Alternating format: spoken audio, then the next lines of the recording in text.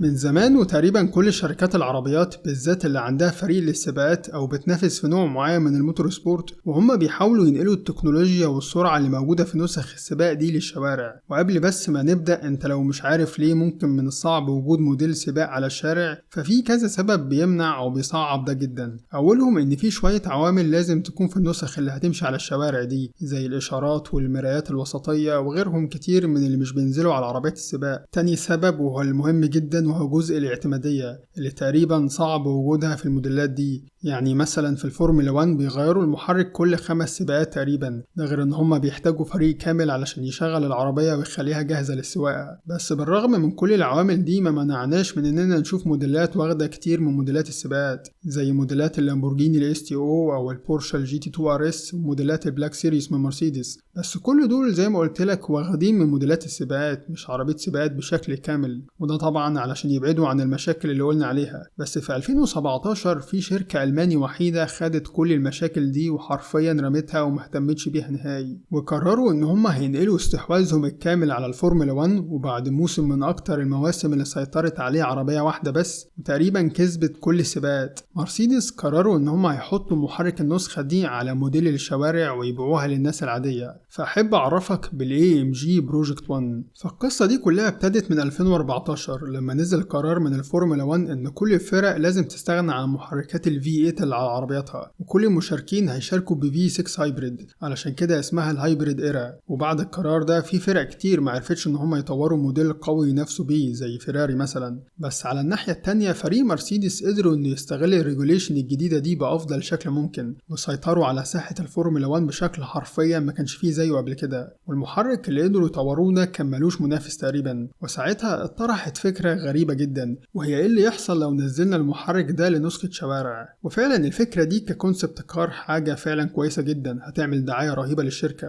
وفعلا نزل فيديو الإعلان عنها في 2017 وكان مبهر لدرجة إن كل الناس اتأكدت إن حاجة عبقرية بالشكل ده مستحيل تكون أكتر من كونسبت كار. وما كانش فيه كلام كتير عنها في الفترة دي ومن بعدها غير شوية إشاعات وبس. ولكن بالظبط بعد 5 سنين من أول إعلان عنها ده إن فعلا مرسيدس خلاص الموديل ده جاهز للإنتاج للشوارع. إزاي ده حصل أو يحصل إن في إنسان يوافق على حاجة زي دي؟ ومدير مرسيدس مستر كولينز قال إن علشان كلنا نوافق على حاجة زي كده إنها تتعمل أكيد كان كله سكران. خلينا كده ناخد جزء نتكلم عليه، وخلينا نبدأ بالمحرك وهو لنسخة الفورمولا 1 لمرسيدس لموسم 2015 و2016، وهو محرك V6 1600 هاي ريفنج عليه سنجل إلكتريك تربو. وهنا مرسيدس خدوا فكرة الهايبريد في حتة تانية بعيدة خالص وخلوا المحرك البنزين نفسه يكون هايبريد. وحاول أفهمك إزاي، وده باختصار عن طريق إن هم حطوا محرك كهرباء على التربو بحيث إنه يلف مراوح التربو من مجرد دوستك على البنزين، فهي حرفيا هنا التربو لاج بيكون مختفي تماما. وكمان زودوا الكرانك شافت بموتور كهرباء وكمان يساعدوا على توليد عزم أكبر. وبمناسبة العزم فريق AMG بيقول إن أرقام التورك للموديل ده كلها تقريبية، وإن الأرقام الحقيقية مستحيل حسابتها رياضيا بالذات مع نظام الكهرباء اللي عليها وهو فعلا معقد جدا. وهي بيبقى عليها محركين كهرباء على الأكس الأمامي، واحد لكل عجلة، وكل واحد فيهم بيطلع بالظبط 163 حصان. وركز على رقم 63 ده لأن ده الرقم اللي بيمثل الموديلات العالية جدا من AMG. ده غير البطارية اللي فعلا عظيمة في الموديل ده، اللي الباور اللي بتطلعه أحيانا بيكون زيادة لدرجة إن السيستم ممكن إنه يفصل المحرك البنزين علشان تكون ماشية فول إلكتريك وتطلع شوية من الطاقة دي. وأحيانا برضو الطاقة دي بتروح للجير بوكس علشان تسد الوقت الضايع بين الجيرز. وفي الحالة دي أي سواق طبيعي هيستغرب أوي الموضوع ده لأنه بيكون فيه قوة عالية أوي وغير مسبوقة في كل نقلة. ولو حسبت قوة الأحصنة اللي بتطلع من الكهرباء والبنزين، مهندسين مرسيدس قدروا يظبطوها برضو بالظبط عند رقم 1063 حصان، بالظبط عند 10000 RPM. رقم حرفيا مرعب وصعب جدا تلاقيه في موديلات سوبر كارز تانية عادية. يمكن أول مرة موديل يخليني أقول سوبر كارز عادية. وتسارعها من الثبات لسرعة 100 تحت 2.9 أجزاء. وعلشان زي ما قلت لك في كذا فيديو قبل ده إن سرعة الموديل بتعتمد على 3 حاجات أساسية. أولا الهورس باور، وهنا زي ما انت شايف 1063 حصان. تاني حاجة الايرودينامكس ودي هنجيلها كمان شوية. تالت حاجة الباور تو ويت ريشيو، وفي ال AMG 1 علشان هي موديل F1 أصلا مش محتاج أقولك إنه صعب تلاقي جزء صغير مفهوش كربون فايبر،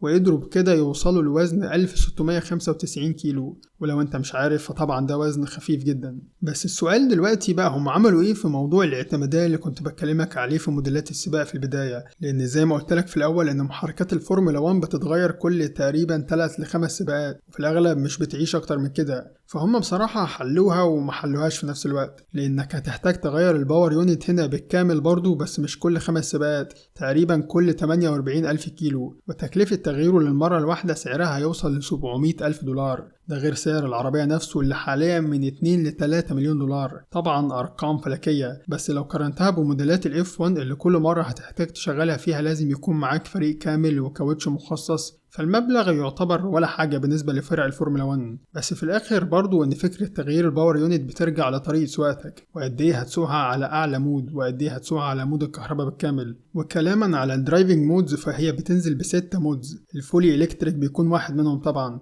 بس اللي يهمنا هنا هو 2. أولهم طبعا هو الريس بلس، وده اللي بيطلع أكتر قوة ممكن العربية تطلعها على فترة السباق الكامل. وتاني مود لو انت متابع فورمولا 1 هتكون عارف اسمه كويس، المود اللي لويس هامilton لما بيكون عايز يحط أسرع لفة في الكواليفاينج بيشغله، وهو السترات 2. في البداية المود ده ما بيشتغلش لأكتر من لفة واحدة، لأن فيه العربية بتطلع كل حاجة عندها، ولو انت مش سواق محترف وعارف تتحكم في كل القوة والسرعة دي صح، العربية حرفيا هتقف منك زي كتير ما حصل مع مذيعين جربوها. فالسترات 2 على ال AMG 1 بيحولها لوحش تاني خالص، سواء من جواها كمحرك وكجير بوكس أو من بره كايروداينامكس. وهو انت اكيد شفت فيديوهات للمود ده لما بيشتغل ايه اللي بيحصل في الشكل الخارجي ليها، فخليني كده اشرح لك كل حاجة بتحصل من بره ايه لازمتها. بداية الفتحات اللي فوق كل عجلة اللي هي بتكون مخرج للهواء، لان على السرعات العالية جدا الضغط زيادة عند العجل ممكن يرفع وش العربية ويفقدها التماسك من قدام، فالفتحات دي بتخرج الهواء الزيادة ده، ومع نزولها 32 ملي زيادة على الأرض بكده ده أفضل تماسك ممكن توصله طبعا. وبرضه في جزء التماسك ده ميشلين عملت كاوتشات مخصصة للموديل ده، وهتلاقي أصلا على الكاوتش نفسه صورة مرسومة لل AMG 1، وأنا ما افتكرش أبدا إن أنا شفت حاجة زي كده. نروح للجناح الخلفي اللي لوحده بيزود 5 أضعاف الداون فورس على الكورنرات السريعة،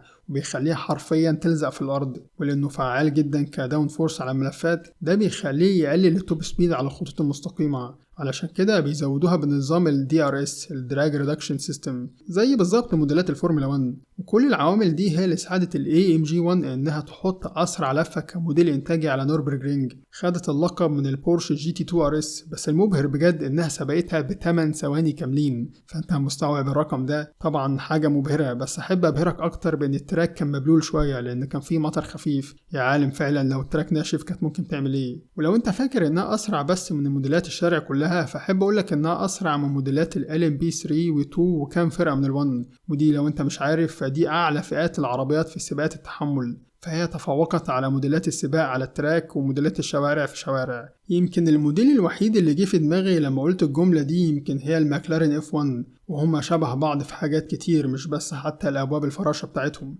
وكريس هاريس مذيع توب جير بالرغم من ان الراجل ده تقريبا جرب كل موديلات العالم، قال ان الاحساس اللي AMG 1 بتوصله عمر ما في اي موديل تاني قبليه وصله له، وان الاحساس ده صعب جدا وصفه. وفعلا احنا بقينا نشوف موديلات بأحصنة اعلى كل يوم عن التاني، بس الشركات بتنسى دايما الشيء الاساسي في اي موديل، وهو الاحساس اللي بيوصل لك لما تسوق العربية نفسها. وانا كنت فاكر ان مستحيل في عصرنا الحالي اشوف موديلات مبهرة زي زمان، بس كالعادة فاجأتني مرسيدس ب 275 نسخة من موديل ال AMG 1 ده، علشان تكون بامتياز واحدة من راس هرم الهايبر كارز في اوروبا كلها. فقولي رأيك في وحش النجم الالماني ده، عجبك ولا بتشوفه ازاي؟ سلام.